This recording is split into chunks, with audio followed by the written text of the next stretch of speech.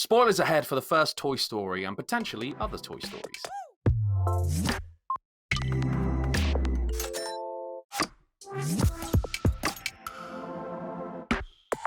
Welcome to another episode of Screenwriters Rewatch, a series where we delve into the top 200 IMDb film list and pull out some classics, see if they stand up in film history. But before we get into all of that, don't forget, please, to like, share, subscribe, all of that good stuff. We're over on TikTok now as well. We're on Instagram Reels we're doing, and we're putting out some YouTube Shorts as well, so you can find us in all kinds of different places. You can also find these in audio form on Spotify, Apple Podcasts, things like that. And if you are listening in audio form, then you can find our faces on YouTube. It's so exciting. We're sitting here now. We're handsome. We're handsome and we're ready to go. So you can find us over there. At the end of this episode, if you can stick with us, then we will be deciding on whether or not this film belongs in the legendary, by this point, script department vaults, otherwise known as Andy's Toy Box, which is very exciting. But I'm here today with Asim. We're going to strap a rocket to our backs, full with style, to the iconic sounds of Toy Story. So, hey, man, nice to see you. Thanks for joining me today. Same here, man. Same here. Thank you so much for having me. Thank you. It's a very interesting, concept for Toy Story, and I've been for a long time trying to get a way to talk about it, and I think this is the right moment.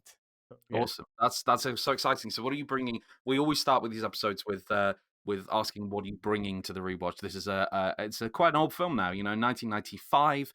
A lot of people grew up on this. So are you one of those people that grew up with it, or are you a parent that's come to it later? What are you bringing to this rewatch? What's your baggage?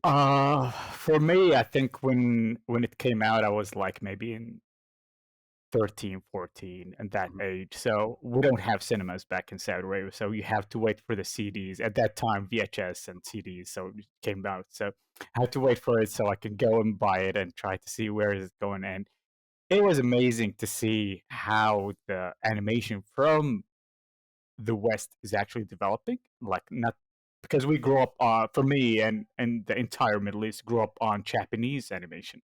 Okay. So for American kind of animation wasn't very popular, but I grew up in the States, so I grew up on the good old He-Man, Thundercats, Justice League, and Transformers. So I know the American way, but this one is different. It's a 3D. You don't see a lot of. I think they are one of the beginning of having 3Ds in their animation. So it was a revolution, like in every way and perspective.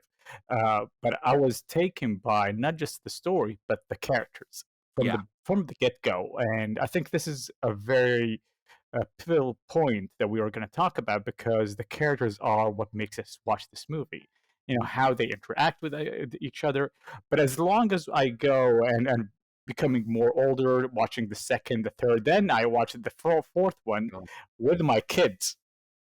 So it's a different experience and a different perspective for me. So if I'm going to say, if I'm a kid, I would like to say leave it as it is. But if I'm like now adult, I learned so much from it. But at the same time, I want to change things, like especially with this one, the 1995 came out. So it makes sense that we can do some alteration, add more development along these, I think more than 20 years until 2000, Toy Story 4. So it was a long road to get from that original film, and you're right. I think it was, if not the first, one of the first. I know Pixar have done a lot of lovely short stuff beforehand. If you get a chance to, I don't know if you've seen them, but they're just wonderful little short animations. My favorite's the one with the unicycle. Go check it out; it's really good. But I came to this through a slightly different path, I suppose. I was, and I'm going to age myself here a wee bit. I was, I think, 3 years old when this film was made, and so I have never known a world without Toy Story in that sense. And I grew up. I have no concept of when I saw this film for the first time, because I was probably about 3 years old. And so this is one of those things that is just a backbone of childhood and things like that. And I watched it many, many times over the years. Eagerly went to the cinema for 3 and 4. Had my heart broken by 3 and 4, and and it's, you know, it's that wonderful kind of Pixar thing. And you're so right. You know, it's the when you're a kid and you watch a movie like this, you know, it's the bright colors, it's, you know, it's the wonderful thing, but you go for that, you go for this groundbreaking three-dimensional CGI animation, which is wonderful and holds up as well. I mean, it looks Yeah. so great still. Like the human faces are a bit terrifying, but you know, Mhm. the toys and everything and the mechanics of it really stand up, and you go for that and you go to enjoy that, but you stick around for those characters and those characters that and that ensemble, that wonderful ensemble that they build, that start Yes. this movie. And that's why it's so cool to have the opportunity to look at this film in isolation, I suppose, and kind of go, well, what works about this and why is it still here, and maybe what doesn't work, you know. And I think Mhm. let's start to with those characters. So we've got kind of themes running through this thing of friendship, and there's, you know, it's a coming of age tale Yes. for in a lot of different ways. And Woody, we enter on this thing, and Woody is in charge. He's the Mm. top dog in Andy's bedroom. Um, Yeah. Presumably just because he is Andy's favorite toy at that moment in time, and he has this self entitlement and things like that. I would argue the thing I noticed on this rewatch is that Woody is not a very likable character for like a big Exactly. chunk of this movie. Like, what I mean, what do you think? Like when we first meet him, like you want to be a leader, Hmm. and you know that where he's coming from. But once you start to notice that, oh, especially now when you do the rewatch and you got all this knowledge behind you, oh, okay, this guy have a lot of ego, Yeah, and it gets so bad when Light Buzz comes into the scene, and this is where the huge, conflict starts, and he's like, there's another alpha dog in the team yeah. coming in, and he want to take my place, and he want to take my girl, and he want to take my gang. So I know the feeling. I used to be. I don't want to say I want to be the center of attention, but at the same time I understand his feelings, Mhm. but I'm with you. He's unlikable. But as we grow up, like and see Toy Story 2 and 3 and 4, he kind of reduced that kind of Yeah. ego. Like he's been broken so many times. Well, I think the by first the end broke of like this film, I think he's yeah, already there, yeah, isn't he? yeah, You know, by the end of this movie, yes, he's been through. This is what, you know. This is the coming of age. He's reached that yes, moment. He's his arc of this thing, which you're quite right, continues on to mm, those later films. Is that he's not everything. He is not all Andy needs, yes, and it takes takes a village. Like it takes and exactly.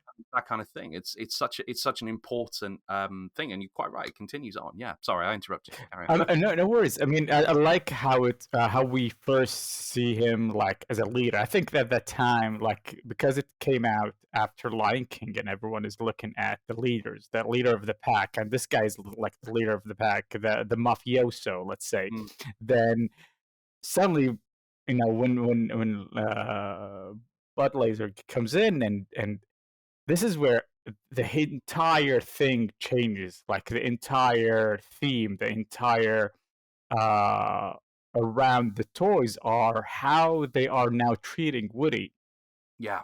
beside this guy, and even with Andy, how he's treating him now. He's not his favorite toy anymore. Yeah. Like Yeah. is so it means like if you see it from a father's perspective, it's like you have your older son, then when second son comes in, he takes all the attention. So the first son will have, especially if they are too close, Yeah. like if there's a lot of years, between them, I don't think any kind of jealousy.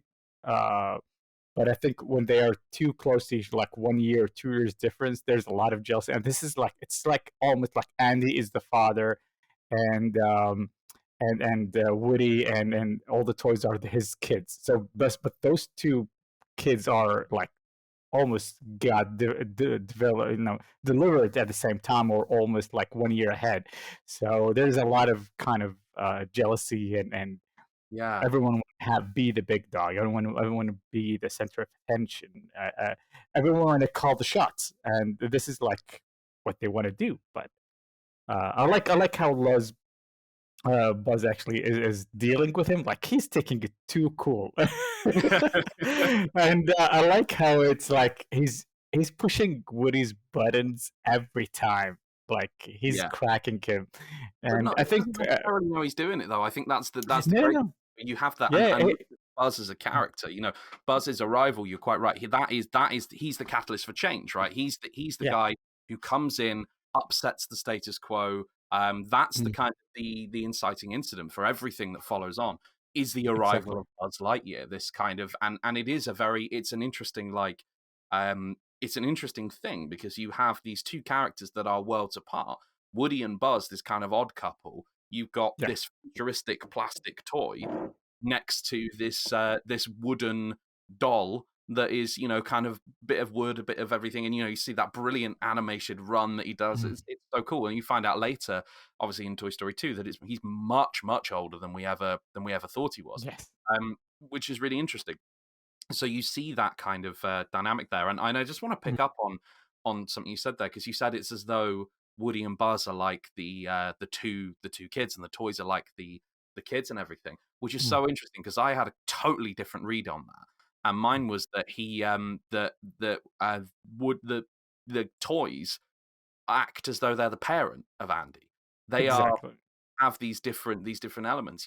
Woody's whole thing is like, and I think this is one of the reasons why, because Pixar's thing, right, is that they you go for the kids, but you stay as an adult because of the themes and the characters and things like that, and the things that you read into it, as we were saying earlier on. And I think that one of the things that really works as for Woody as a character is the fact that you, as a parent, completely relate to him because you want him to be you want to be everything you're used to. You have this little child and you're used to being his everything, and eventually that kid grows up and doesn't need you anymore, and you exactly. have to move on with your life, and that is the arc that follows Woody throughout this whole thing.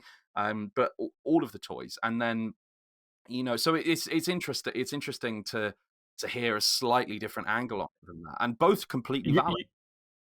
you, no, you're right. When we see them in the beginning, it's like they are the kids of Andy, but by the end, we realize that Woody realized that he needs to let go of Andy because he's getting older. He's getting into maturity. And along the films, Toy Story 2 and 3 and 4, we realize that Andy is not the the small kid who is playing. He needs to leave. So in the end, they go into Story 4 when they go to Bonnie and they realize, and he needs to adapt to this new environment. Mm. And as you said, like we need to leave our kids, like they're gonna grow up, they're gonna leave, so we need to be understand. But it actually works like both ways. If you see it like from parent perspective, or if you see it from a children's perspective. So it's just brilliant how they worked it without having it on the nose, to be honest. And Yeah. I actually respect that in what they did, and it's very good writing, and it's not easy It's to do. brilliant. It's brilliant writing, It's and not you're easy right. to do. It's Yeah. a masterclass in subtlety. The Toy Mm, Story. I mean, Pixar, generally speaking. We actually covered mm. Wally on Oh, Screenwriters Rewatch. It might be the episode just last this one. So if you like Pixar, then we've got a couple of these now. yeah. Um, and I think subtlety is one of those things. The kind of the hidden elements of these films that are woven Mm, throughout it. And I think this is that moment when we're really, really early on, and Pixar begins to kind of put in these little Easter eggs, we might call them now, yes. but things like that. For example, I noticed on going through. Obviously, I've seen this film probably over 100 times in my life. Wow. Like, we used to. This was one of my favorite films growing up, and so we ran out. My sister and I like broke the videotape playing this. We were like staring at it, and it's just like static, and you're looking at it and going, I think it's that bit when they're on the rocket, and Mm, mm, so it's seen a lot of time, but that I think is the beauty of watching and going back to a film like this is there's always something else. And I noticed this time around, the carpet in Sid's house is the same carpet from The Shining. It's exactly the okay. same pattern, Yeah. and I think that's such a clever Nice. visual detail because again, as an adult, you're looking at this film. The kids don't notice that. The kids don't care. Who cares what the carpet is? Let's find out. If they're going to get exploded or not. That's the thing. But for the parents, it's a really subtle psychological clue to the fact that something isn't right in this house. and you get the dad, Sid's dad, in his chair, and he's got the beer cans and everything, and the TV's on, he's asleep, and we know it's the morning, and or certainly it's not nighttime, and so it kind of Yeah. leads into his character and things like that in a kids movie, and I think this for me is that Woody goes on to call these toys, like his Sid's toys, cannibals. He calls his own friends zealots at one point. These are things that just go straight over the kids' heads. And this, I think, is the beginning of this. And we get this coming out in, I think this was the moment in cinema where it was declared you can't just half-ass kids' movies. You have to make Mhm. them worth it. And this was Pixar kind of going, here's what we're going to do. What a legacy for this film. Yes, exactly. And a lot of, as you said, like Easter eggs that have been, all over the place, and it's linked to other films, not just with Pixar, but it Mm, kind of paying an homage to the really beautiful movies from Stanley Kubrick and other yeah, filmmakers. And as a filmmaker now, you realize, as a screenwriter, you realize that these are not just this is like a letter of love to those movies, to those creators yeah. before them. So it's a good way to. I do that right now, and like sometimes in my writing, I put something like an homage to, like, say something for David Fincher, something like for Yeah. Stanley Kubrick. It's just small details that you want to pay a respect. And I think this is what they want to do. But for them in a Toy Story, I think it's much more psychological. Like, okay, what's really going on? Is it going to be something related to the family with The Shining? So Yeah. they want to let you go on a high wire, like you just Yeah. want to think about it, like what's the conspiracy behind Yeah. this? So it's like that, and I love how they do it, and even if there's nothing, it's just like they triggered that interest in you. Like, what's the story behind it? And you want to watch the second one thinking that there is some kind of connection, but For you know, sure. we And don't know. yeah, that's the thing. But all of it though is you get these films. A lot of films these days will include Easter eggs and things like that, and they're, yes, homage and things like that, all completely valid. But I feel like every little Easter egg in this film contributes to something. It contributes, Yes. for example, the carpet from The Shining. It contributes to the feeling that all is not well in that house. You look at Yeah. the contrast between Andy's room and Sid's room. That it's Andy's room is very neat, it's very tidy, it's light, it's bright, it's airy. Contrast that to Sid's room. Oh, and you get that at one point, when Woody and Buzz are trying to get Mm. over on the lights. You get that contrast. It's the same room, but it's just kind of flipped, I think. Anyway, it may not be exactly the same Mhm. room, but the point being, it's kids of a similar age. Maybe Sid's a little bit older, um, with very, very different. And I think, and it all feeds in to this idea that of the villain and Sid being the Yes. villain, and a Yes. movie's only as good as its villain. So let's look at Sid. And so I have a question for you now.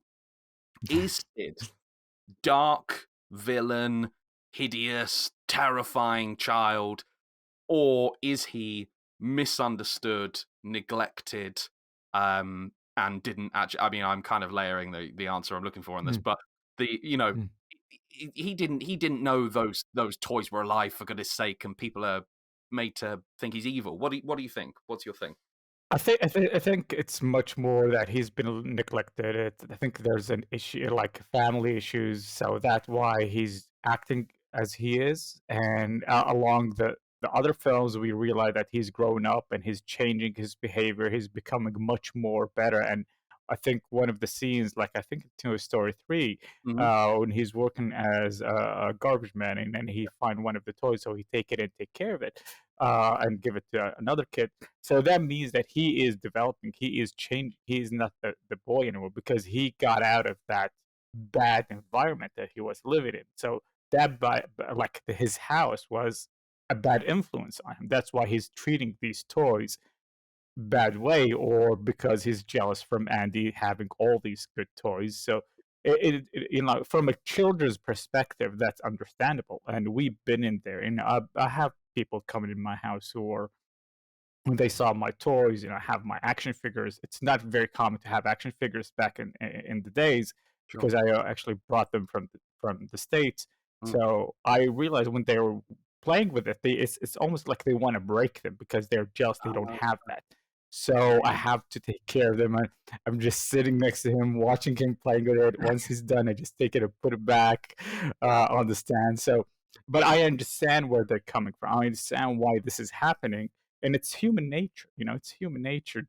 Envy, jealousy. Yeah. It's a kid's things. And um, I don't think he is bad as nature, but I think it's the environment. Like, and this is like when you go to criminals, are they Mm, born criminals, or is it nurture or nature? So it's a psychological and also mental issues that happens with the characters mm. that forces them to do this, Yeah. and everything in the end comes to the parents. How are they treating them? I think with Sid, I think he's having a really bad experience with his parents, and that's why he's acting as he is. It's the opposite of Andy's parents. They're really Sure. good, well, and again, and they're cool, and they don't have any kind of issues with him. So Yeah, absolutely, and but it's all there in the writing, and it's all there in the nuance mm, of this stuff. And I think there is a big theme that runs through this, which is depth to yes, characters and depth to things like that. Sid's toys, for example, who have been, you know, you could make an argument for horrifyingly mistreated. They yes, have been yes, taken apart and put back together and things like that. It's awful. It's absolutely horrifying. That Woody calls them cannibals, and he's, oh God, get away from me, you cannibals! You can't eat my friend. All this, that, and the other. And then mm, they put Buzz's arm back on, and actually mm, they're all right. They just look a bit scary, and that message I think is kind of continued through Sid's kind of thing as well. mm, He doesn't know. He doesn't know any better, and there are problems there that at home and things like that, as you quite rightly said. And there's jealousy and there's elements of that there. But it's very, very clear that he is not an all bad guy. Now you compare that yes, to something of the same era, like The Lion King, and you have same adjacent company. mm, Pixar was Disney at that time, but they're obviously a mm, different area. um Scar is just a bad dude.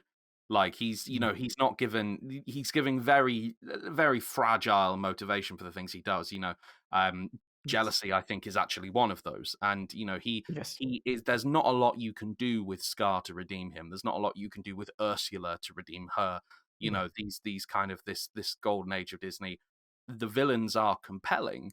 Oh no, sorry. The villains are great in the fact that they are terrifying and they are scary and they are good at being villains, but I don't think they are that compelling in a way that no, Sid is compelling. And yes, I think that again, to really praise this film, started a trend of really compelling, layered, deep villains that allow in these kids films and in the quote unquote yes, kids films, because I watch this now quite happily, but mm, but I think it's really interesting, and I think those small details make a huge difference there in the way that they're exactly. done together. I agree. I agree with you. And I think, like when you were talking about this point, I remember the Christopher Nolan's films. Like when we see their villains, they're really compelling, and but you understand why they become who they become. We understand why they are that evil because something happens. I think Bane's story is much more clear for everyone, and like why he become this. So we understand where he's coming from and why he have all this anger, all this hatred to society, especially the higher ups, and how he's trying to do a revolution. So we understand why he's doing it. Yes, we're not sympathizing with him, but we understand that if he was in a better situation, he will never be like now, Sure. like what he's doing. So I think this is the first time we see something different about the antagonist, and how they are not your pure evil, just doing it for evil, like Scar and Ursula or anyone from Disney's kind of villains, but now there's a shift some kind of way that we kind of sympathize with the antagonist more, Yeah. trying to understand him, not like just trying to understand him more, and understand the motivation that caused him to do this. So yeah, it's a good study. I think if someone wants, anyone in the screenwriting department or even in screenwriting want to learn, I think this is a good way to have a case study on the Mm. characters for Toy Story, Yeah, for because sure. and just take them all the way to the Toy Story 4, you will see the entire arc, how it's actually becoming, and how the characters are developing as well. Like when you say that characters still live even after you finish the movie, they're still Yeah, living. yeah, This is what I I mean, have in mind. And like they were living before us and they were living after this film. It's just we're watching a small piece of their life in yeah, this 1.5 little bit. hour, 90 minutes. Yeah, yeah. Yeah. It's a little yeah, you're right. It's It's a a, little moment there, and actually the writing of the I mean, we made the point to begin with. It's the writing of these characters and the way they are delivered that keeps people coming back to these things. Yes, it's cool to see talking toys.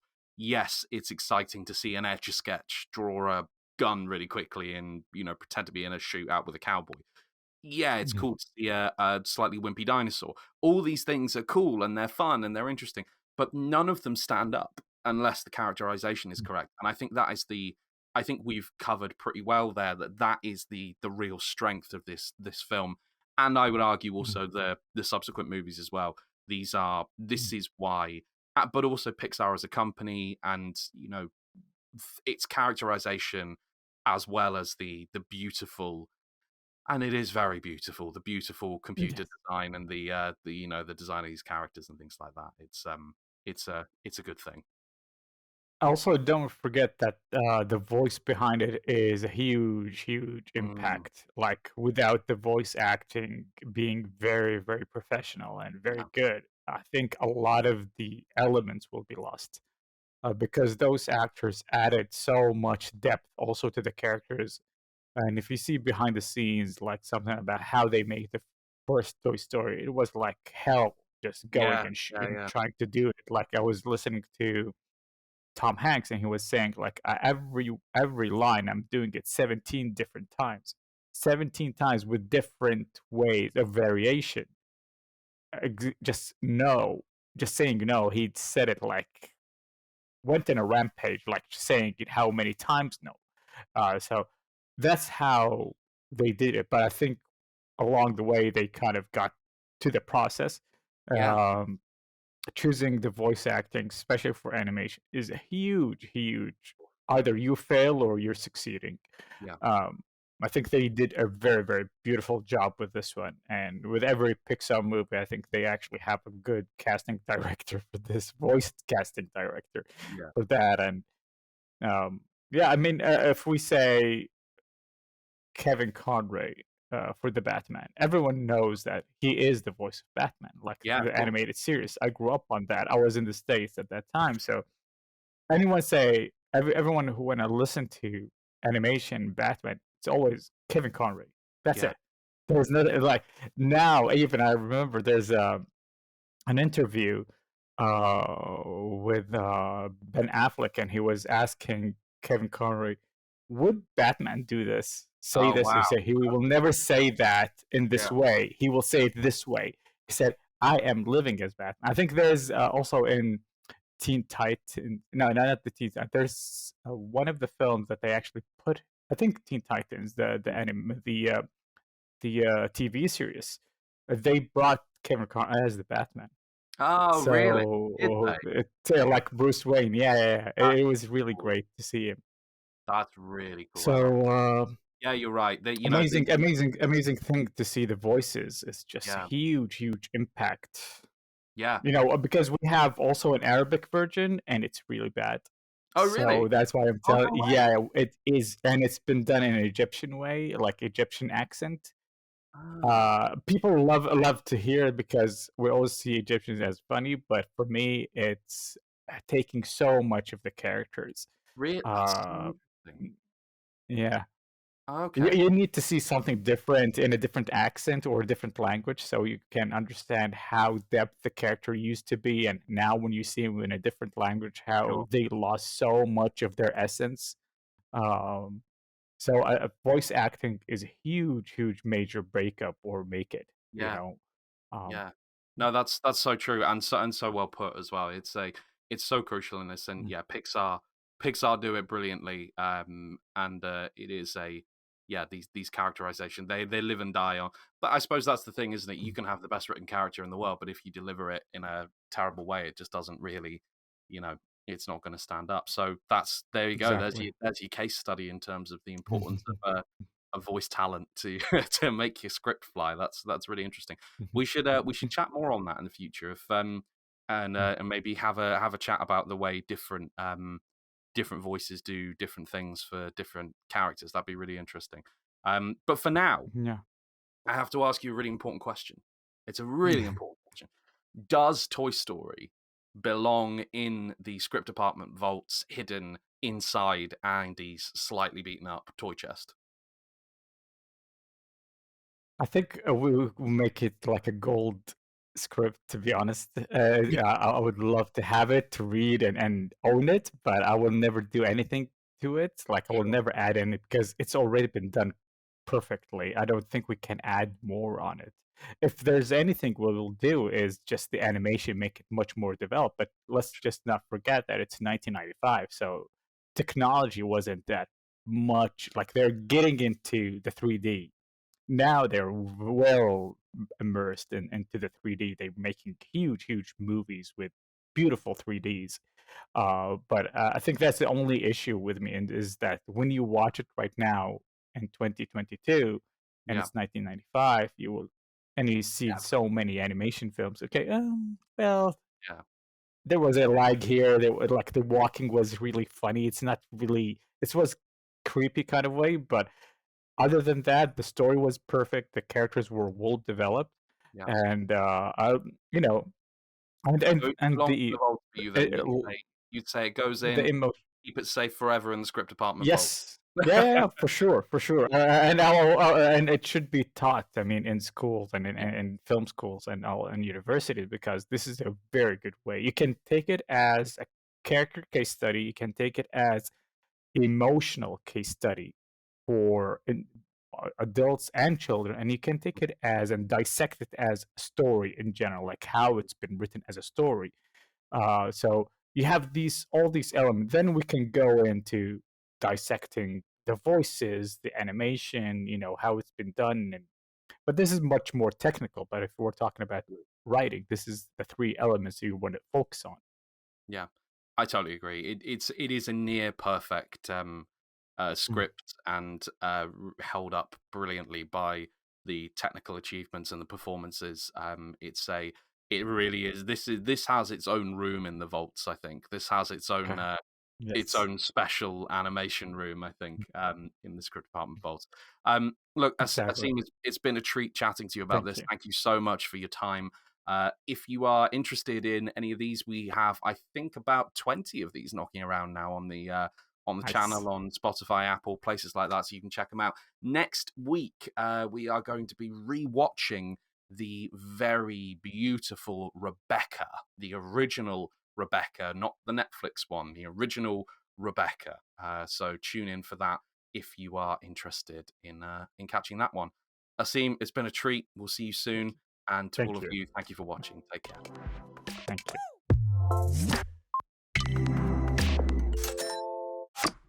you.